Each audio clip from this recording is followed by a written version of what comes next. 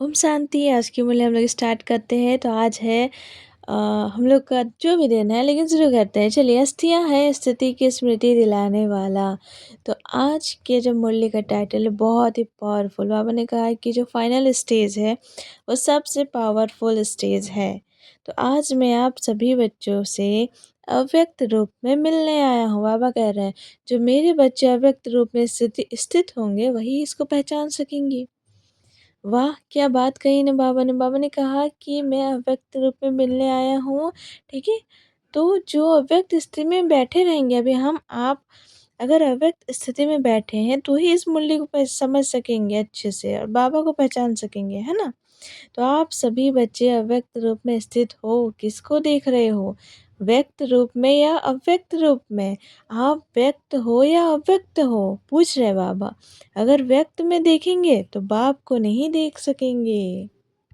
व्यक्त रूप का मतलब होता है कि हम लोग आत्मिक स्थिति में बैठे, अपने सभी गुण को, स्वरूपों को याद करके बैठे हैं। चलिए, फिर बाबा ने कहा आज अव्यक्त वतन से मुलाकात करने आया हूँ। अव्यक्त वतन में आवाज़ नहीं, परंतु यहाँ आवाज़ में आया हूँ। बाबा ने कहा अव्यक्त वतन में कोई आवाज़ नहीं है, लेकिन यहाँ मैं आवाज़ में आया हूँ। आप सभी बच्चों के अंदर में कौन सा संकल्प चल रहा है? पूछ रहे बाबा। अभी यह अव्यक्त मुलाकात है। जैसे कल्प पहले मिसल बच्चों से रूहान चल रही थी, रूहान करने मीठे मीठे बाबा ने आप सभी बच्चों से मिलने भेजा है। जो थे वो अब भी है। कितनी गहरी बात बताई बाबा ने कि पहले जो थे वो अब भी है, अब भी बाप दादा आप सबके साथ हैं। ब्रह्मा बाबा के अव्यक्त होने की बात हो रही है ये वाला। हम लोगों को बिल्कुल निश्चिंत हो जाना चाहिए कि हमारे साथ कौन है? भगवान है। कितने अच्छे से बाबा ने कहा और हम सबको ये साथ में लेके चलना है ये संकल्प कि भगवान है और उनको महसूस करना है हर जगह। अव्यक्त वतन का पाठ बाबा हम लोग को पढ़ा रहे। चलिए, 2-3 दिन पहले मीठे मीठे बाबा से रूहान चल रही थी। रूहान क्या है मालूम है? बाबा ने बोला वतन का अनुभव करने के लिए तैयार हो? सभी से पूछ रहे हैं। क्या जवाब दिया होगा? यही कहा कि जो बाप की आज्ञा जैसे चलाएंगे, जहाँ बिठाएंगे, जिस रूप में बिठाएंगे, बच्चों के अंदर यही संकल्प होगा कि बाप दादा ने छुट्टी क्यों नहीं ली। बाबा को ही यह कहा, ठीक है? तो बाबा ने कहा कि जैसा बाप चलाएंगे हम चलेंगे। तो हमें भी ये संकल्प लेना चाहिए हमारे जीवन में कि इस दुनिया में रहते हुए अव्यक्त स्थिति में रहे और जैसा बाप चलाए, जहाँ जाने को कहे, जैसा करने को कहे, हम बिल्कुल वैसा ही करें। क्यों? क्योंकि सर्वशक्तिमान की आज्ञा ही सर्व परे है। ठीक है, भगवान की ऑर्डर है ये। और भगवान के ऑर्डर ऐसे नहीं होते हैं, कुछ भी नहीं होते हैं। भगवान के ऑर्डर बहुत सोच समझ के, त्रिकालदर्शियों के त्रिकालदर्शी हैं वो, तो उनके ऑर्डर हमें मानने चाहिए, है ना? फिर बाबा ने कहा अगर सभी बच्चों को बिठाकर छुट्टी दिलाऊं तो छुट्टी देंगे? आप भी बच्चों को देख, सर्विस को देख, बच्चों के स्नेह में आ जाएंगे ना। बाबा ने कहा छुट्टी नहीं देंगे बच्चे कोई, किसी को भी जाने के लिए नहीं कहेंगे, ठीक है? इसलिए जो बाप ने कराया वही ड्रामा की भावी कहेंगे। इसको स्वीकार करना है। व्यक्त रूप में नहीं तो अव्यक्त रूप से मुलाकात कर ही रहे हैं ना, तो टेंशन क्या लेने का है ना? बाबा अव्यक्त हो गए लेकिन फिर भी हमारे साथ तो है ना।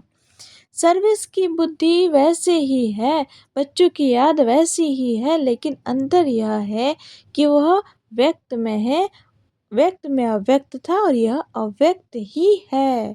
ब्रह्मा बाबा उस समय व्यक्त थे लेकिन फिर भी अव्यक्त स्थिति का अनुभव कराते थे हम लोगों को। अब वह ओरिजिनली अव्यक्त स्थिति में ही हमारे साथ है ना? बहुत अच्छी बात है। और ये अव्यक्त स्थिति ना बहुत पावरफुल होती है। तो ये पावरफुल स्थिति का ही परिणाम है कि आज ब्रह्म कुमारी संस्था विदेशों में हर देश में लगभग पहुंच चुकी है और आज हर घर में ब्रह्म कुमारी इसका चर्चा हो रहा है, ठीक है? तो आगे बढ़ते जो नैनो की मुलाकात जानते होंगे, वो नैनो से इस थोड़ी सी मुलाकात में अपने प्रति शिक्षा डायरेक्शन ले लेंगे, ठीक है? कितनी गहरी बात है। मतलब यहाँ बाबा ने हमें एक वरदान दे दिया है कि नैनों से हम शिक्षा ले सकते हैं। तो जब भी आपको लगे कि क्या करना चाहिए लाइफ में, क्या नहीं करना चाहिए, तो जस्ट बाबा को इमेजिन कीजिए, ब्रह्मा बाबा की आँखों में देखिए और उन आँखों से, या फिर गुलजार दादी की आँखों में देखिए, उन आँखों से अपने आप आपको डायरेक्शन मिलता रहेगा, ठीक है? आप सभी को वतन में तो आना ही है, बच्चों से मुलाकात करने के लिए हर वक़्त, हर समय तैयार ही रहते हैं। अब जहाँ तक बच्चों की जितनी बुद्धि क्लियर होगी, उसी अनुसार ही व्यक्त मिलन का अनुभव कर सकेंगे। तो ये बहुत अच्छी पॉइंट है। बाबा ने कहा, इसमें थोड़ा-सा गौर करते हैं हम लोग कि कहा जाता है ना कि समंदर तो बहुत बड़ा है, विशाल है, बट आपका पतीला कितना बड़ा है, आपका कटोरा, आपका बर्तन कितना बड़ा है, उतना ही आएगा।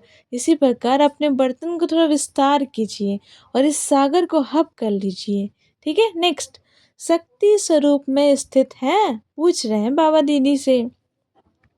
जैसे साथ थे वैसे ही है, अलग नहीं है। अभी ये शक्ति स्वरूप का पाठ प्रत्यक्ष में दिखाना है। जो बाप की शिक्षा मिली है वो प्रैक्टिकल में करके दिखाना है।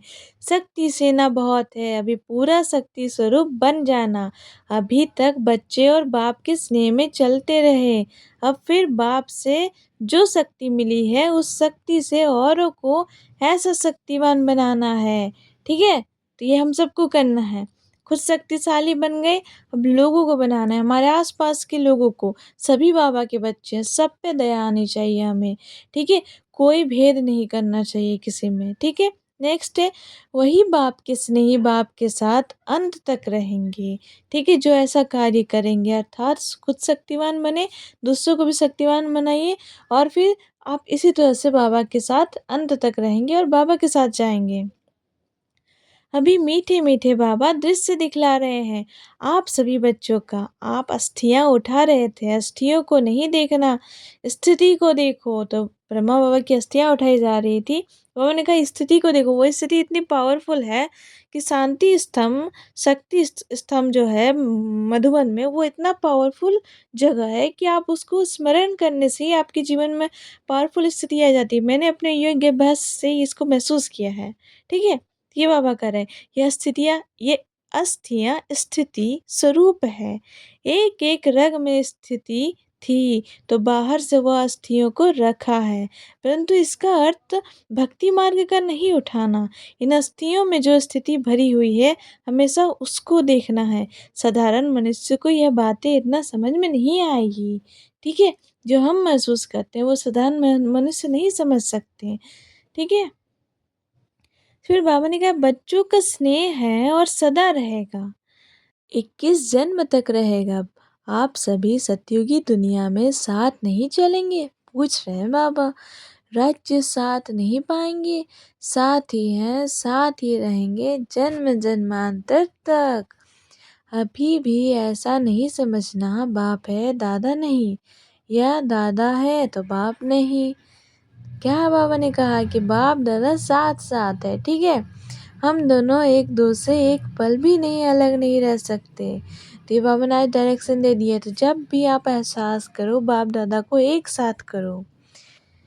ऐसे ही आप अपने को त्रिमूर्ति ही समझो, इसलिए कहते हैं त्रिमूर्ति की बैस हमेशा साथ रखो।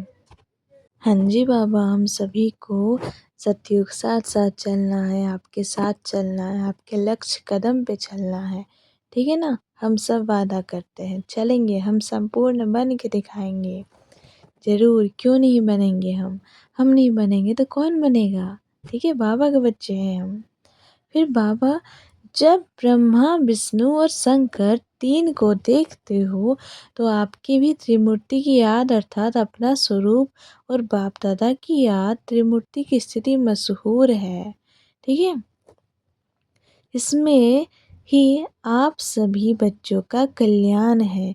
कल्याणकारी बाप जो कहते हैं, जो कराते हैं, उसमें ही कल्याण है। इसमें एक-एक महावाक्य में, एक-एक नज़र में बहुत कल्याण है, लेकिन स्थूल को परखने वाले कोई-कोई अनन्य और महारथी बच्चे हैं। ठीक है, बाबा ने कहा कि एक-एक पॉइंट, एक-एक मूल्य के महावाक्य बहुत कल्याणकारी है। बाबा का एक-एक डायरेक्शन कल्याणकारी है और ये कोई आम महावाक्य नहीं है। ये सारे जो बोल बोले गए हैं, ये परमात्मा के द्वारा सोचिए खजानों का भंडार से हम खेल रहे हैं, खजानों से खेल रहे हैं। कितने बर हमको खुद पे गर्व करना चाहिए, ठीक है? और ये कैसा गर्व है? ये है शुद्ध अहंकार, ठीक है? बाबा ने एक और बात कही है कि त्रिमूर्ति का भी चित्रण खुद में करना है। अब आप भी इतना ही शीघ्र कर्मातीत अवस्था में स्थित रहने का पुरुषार्थ करो। बाबा डायरेक्शन दे रहे हैं हमें, ठीक है? जैसे यहाँ हर समय बाप दादा के साथ व्यतीत करते थे, वैसे ही हर समय में हर समय अपने को साथ ही रखा करो। अर्थात ब्रह्मा विष्णु महेश, बाबा, मैं और दादा तीनों साथ साथ रहें। बच्चे यही शिक्षा याद रखना, कभी नहीं भूलना। संबंध स्नेह स्मृति स्वरूप, साथ साथ सरलता स्वरूप, समर्पण और एक दो के सहयोगी बन सफलता को पाते रहना। सफलता आप सभी बच्चों के मस्तक के बीच चमक रही है।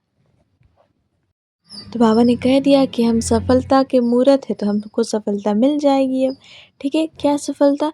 कर्मातीत अवस्था को पाना है हम सभी को। कर्मातीत अवस्था का अर्थ है कर्म करते हुए, संबंध संपर्क में आते हुए प्रभु की याद रहे, शिव जी की याद रहे। वो हमारे पिता है, हमारे गुरु हैं, हमारे टीचर है, सब कुछ है, उनकी याद रहे, ठीक है? भगवान की याद। अब बहुत समय हुआ है और कुछ कहना है? सूक्ष्म वतन में बैठे भी हर बच्चे की दिनचर्या, हर बच्चे का चार्ट सामने रहता है। व्यक्त रूप से अभी तो और ही स्पष्ट रूप से देखते हैं, इसलिए सभी की रिजल्ट देखते रहते हैं, ठीक है? जितना अव्यक्त स्थिति में स्थित होंगे, उतना उस अव्यक्त स्थिति से कर्मेंद्रियों द्वारा कर्म ऐसा होगा जैसे श्रीमत राय दे रही है। वाह! कितना गहरा पॉइंट बाबा ने बताया कि जितना वो अव्यक्त स्थिति में स्थित रहेंगे, उतना क्या होगा, हमारे जितने कर्म होंगे वो श्रेष्ठ होंगे, श्रीमत प्रमाण होंगे। मतलब हमें नहीं पता होगा, लेकिन उस श्रीमत के साथ चलेंगे वो कर्म। फिर उसका फल ऑटोमेटिकली बहुत अच्छा होगा। यह अनुभव बच्चे पाएंगे। अब अपनी अव्यक्त स्थिति के आधार से ऐसा काम करना जैसे श्रीमत के आधार से हर काम होता रहा है। जिस चीज़ के साथ बाप का स्नेह है, उससे उतना स्नेह रखना ही अपने को सौभाग्यशाली बनाना है। रग रग में किसके साथ स्नेह था? 5 तत्वों से नहीं, स्नेह गुणों से ही होता है ना? तो बाबा के गुणों से हमें स्नेह होना चाहिए, बाबा की मुरली से हमें स्नेह होना चाहिए, बाबा के प्यार से, बाबा के लोगों से, संगठन से हमें स्नेह होना चाहिए। स्नेह था नहीं, ठीक है और रहेगा। अभी तक है और हमेशा रहेगा ये स्नेह। जब तक भविष्य नई दुनिया ना बनी है, तब तक यह अटूट स्नेह रहेगा। स्नेह आत्मा के साथ और कर्तव्य के साथ ही है, तो फिर शरीर क्या? अंत तक साथ साथ ही रहेंगे। जिसका बाप के साथ स्नेह है, वही अंत तक स्थापना के कार्य में मददगार रहेंगे। इसलिए स्नेही होने की कोशिश करो। कैसी भी माया आवे, माया जीत बनना। जैसे बेज लगाते हो, ठीक है, बैज लगाते हैं हम लोग, वैसे मस्तक पर यह विजय का बैज लगाओ, ठीक है? जब हम बैज लगाते हैं ना, तो वैसे ही मस्तक पर विजय का बैज लगाओ कि हर वक्त विजय निश्चित है, ठीक है? कौन सा विजय? लास्ट अंतिम समय पाने का, मतलब कि ये संगम युग को ख़त्म करके, कलयुग को ख़त्म करके अब हमको सतयुग में जाना है, तो पावरफुल बनना है, ठीक है ना? उस प्रमाण अपने आप को ऊपर हाईएस्ट लेवल तक लेके जाना है। मधुबन का नक्शा सारे वर्ल्ड के सामने म्यूजियम के रूप में होना चाहिए, जो कि अभी है ना? अभी सब पूरा विश्व देख रहा है मधुबन को। अविनाशी भंडारा है इसका और भी ज़्यादा शो करना है। जैसे सभी बच्चे पत्र लिखते थे वैसे ही लिखते रहना, जैसे डायरेक्शन लेते थे वैसे ही लेना। शरीर की बात दूसरी है, सर्विस वही है, इसलिए जो भी बात हो मधुबन में लिखते रहना। अपना पूरा कनेक्शन रखना, दूसरों को भी अपनी अवस्था का सबूत देना। आपको देख और भी ऐसे करेंगे। ठीक है, बाबा ने एकदम विस्तार पूर्वक ये सेवा चलाने के लिए कही है और हम सभी को अभी भी करना है, क्योंकि अभी भी हम लोग देखेंगे तो बहुत छोटे-छोटे इलाका में ब्रह्म कुमारीज़ का कनेक्शन नहीं बन पाया है। तो हमें उन छोटे-छोटे गलियारों तक भी पहुँचना है, बाबा का संदेश देना ही है सबको। ठीक है? दूसरी बात है अपनी अवस्था का सबूत भी देना है, ठीक है? क्योंकि हमें देखकर ही कोई हमारी बात सुनेगा, कोई संस्था के बारे में जानेगा, कोई भगवान के बारे में जानेगा। बाबा को प्रत्यक्षता कैसे होगी? हमारी स्थिति को देखकर भगवान की प्रत्यक्षता होगी, ठीक है? अब विदाई के समय यह तो आप बच्चे जानते हो कि जो भी ड्रामा का पार्ट है, इसमें कोई गुप्त रहस्य भरा है ना? क्या रहस्य भरा हुआ है वह समय प्रति समय सुनाते जाएंगे। अब तो आपका वही यादगार जो आकाश में है, दुनिया वाले इन आँखों से देखेंगे कि ये धरती के सितारे किसकी श्रीमत से चल रहे हैं। बाबा ने कहा ज़्यादा समय वहाँ नहीं बैठना, ठीक है? तो अब लोगों को दिखना चाहिए कि ये कौन लोग हैं और ये कौन से धरती के सितारे हैं और इनको डायरेक्शन कहाँ से मिल रहा है, कौन है जो इनको चला रहा है बेसिकली, ठीक है? अब दिखना चाहिए, अब पूरी दुनिया में तबाही छा जाना चाहिए इस चीज़ को लेकर के। एक्चुअल में ब्रह्मा कुमारी संस्था से भगवान का परिचय मिल जाना चाहिए लोगों को, ये कोई आम लोग नहीं है, लोगों को ये एहसास हो जाना चाहिए, ठीक है? तो हम सब रेडी हैं। अच्छा, ओम शांति। और सभी का स्नेह, सभी का प्यार और ब्रह्मा बाबा का प्यार हम सभी के पास है और सभी को प्यार ऐसे ही बांटते रहिए। और इसी के साथ समाप्त करते हैं आज की मुरली। ओम शांति।